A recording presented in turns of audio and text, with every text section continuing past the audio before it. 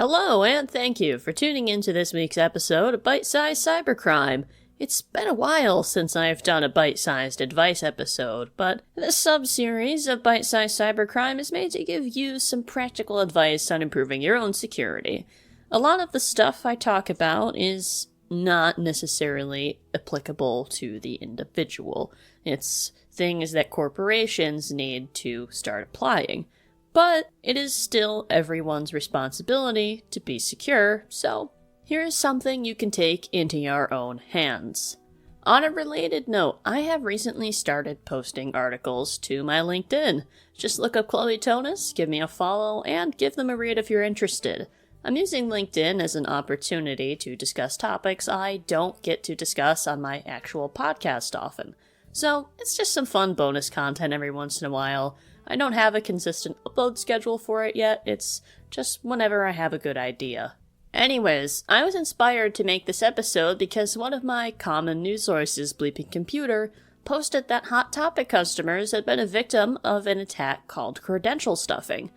Basically, it's an attack where someone finds an email and password in a data breach that's happened before, and tries those credentials against different websites like your bank or your email, or apparently your Hot Topic account.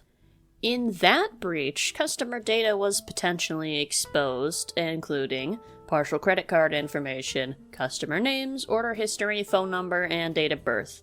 It's not the most serious breach in it of itself, but this information can be used to perform different attacks in the future. And is still an unnecessary exposure of people's private information. I've already described credential stuffing to you, but here's a more detailed example. I used to play a game called Town of Salem. You needed to make an account to play it. They had a data breach in 2018 that exposed my username and password as a hash.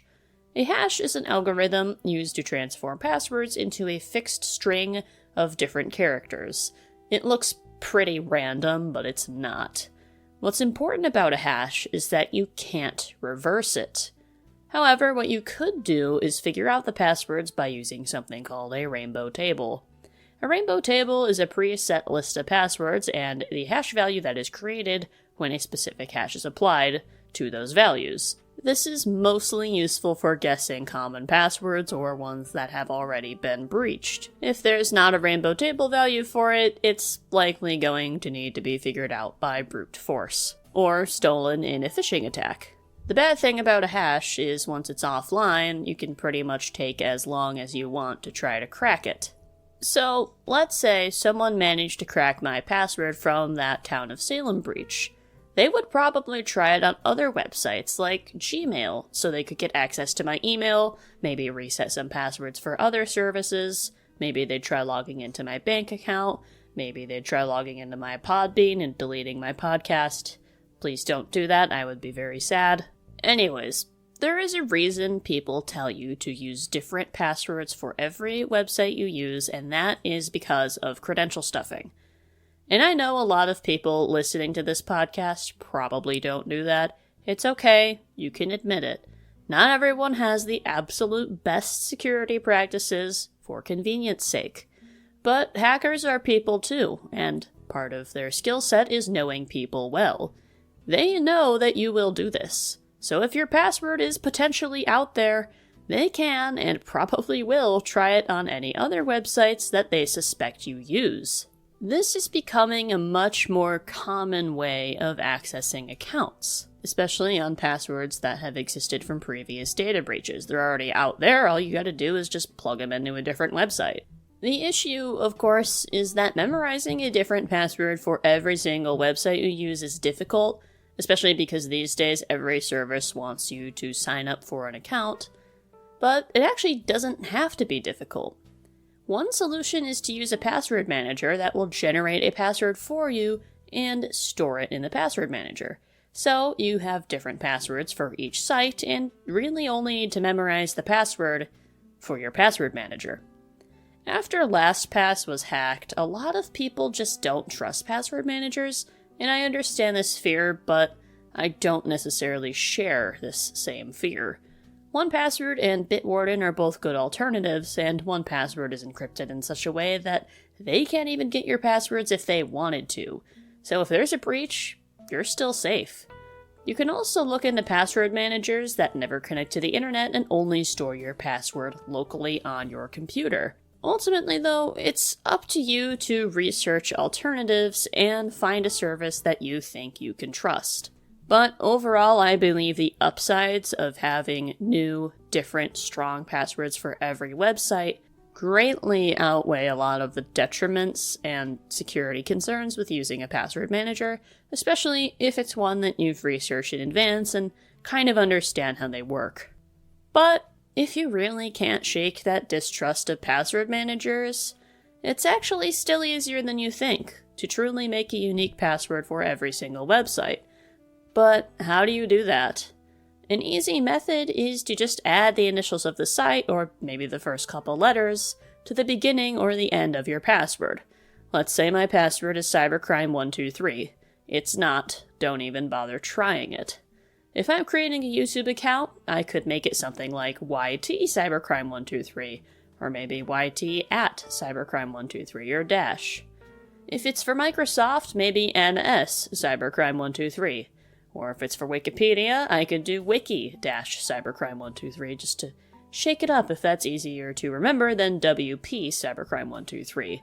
And if I had a WordPress site, well, that could be too similar, so another way to shake it up.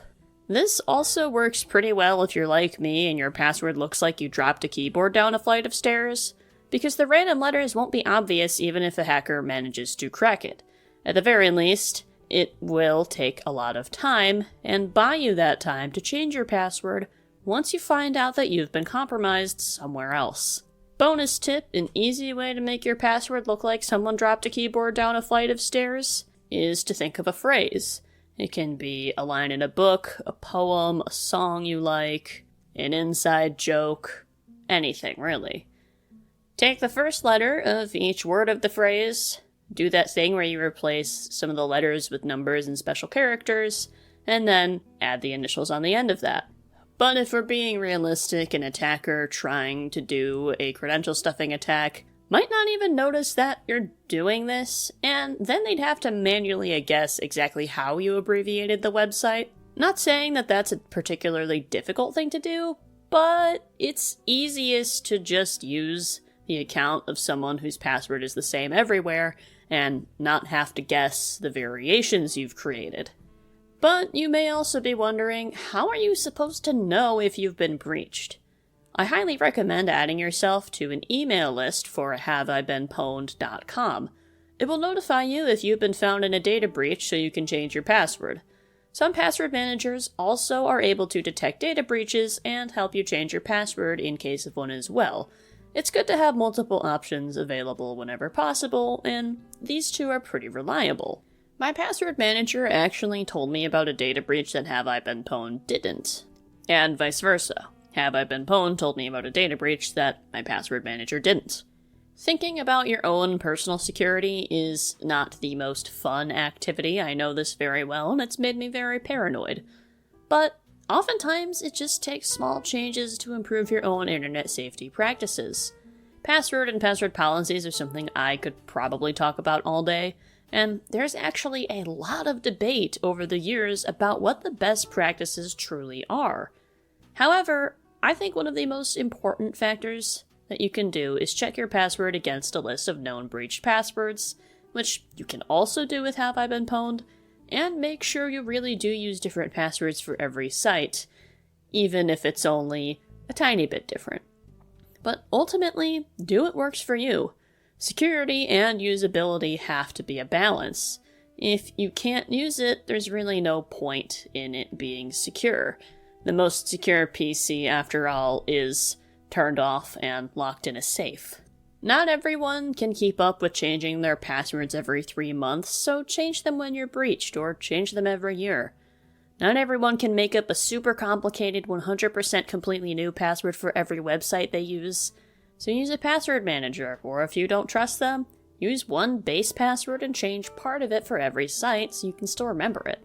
I think password reuse is really not as often discussed as it should be. And I think part of that is just because it seems really difficult to make a unique password for every website until, well, you realize you've got options.